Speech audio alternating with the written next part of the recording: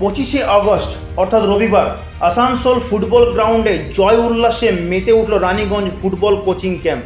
23তম বছরের স্বর্গীয় নিত্যানন্দ দাস ও কৃষ্ণ প্রসাদ Memorial football প্রতিযোগিতার শিরোপার মুকুট উঠল রানীগঞ্জ ফুটবল কোচিং ক্যাম্পের মাথায়। রবিবার আসানসোল সিটি ফুটবল একাডেমিকে 5-1 গোলে বিপর্যস্ত করে চ্যাম্পিয়ন হলেন রানীগঞ্জ ফুটবল কোচিং ক্যাম্প। প্রসঙ্গত 25 আগস্ট অর্থাৎ রবিবার ফাইনালে একে অপরকে চ্যালেঞ্জ দিতে মাঠে নেমেছিলেন রানীগঞ্জ ফুটবল কোচিং ক্যাম্প বনাম আসানসোল সিটি ফুটবল একাডেমি।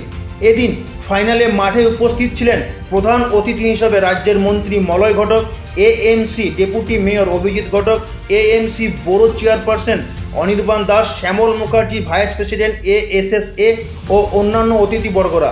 এদিন খেলায় প্রথম আর্ধ থেকে রানীগঞ্জ ফুটবল কোচিং ক্যাম্পের আক্রমণের ঝাঁঝ এতটাই গভীর ছিল যে আসানসোল সিটি ফুটবল একাডেমির কাছে কোনো উত্তর ছিল না।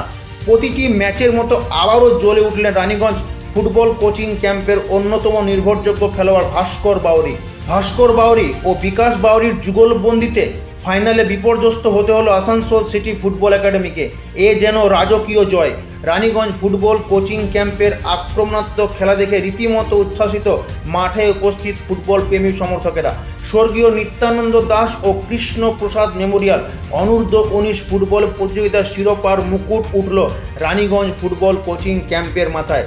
ফাইনালে জয়ের পর চ্যাম্পিয়ন ট্রফিটি রানীগঞ্জ ফুটবল কোচিং ক্যাম্পের হাতে তুলে দেন রাজ্যের মন্ত্রী মলয় ঘটক।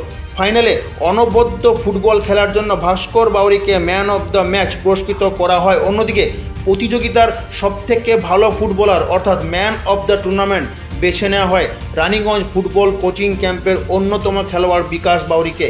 আসানসোল থেকে কৃত্তিবাস রুইদাসের রিপোর্ট, খবর বাংলা।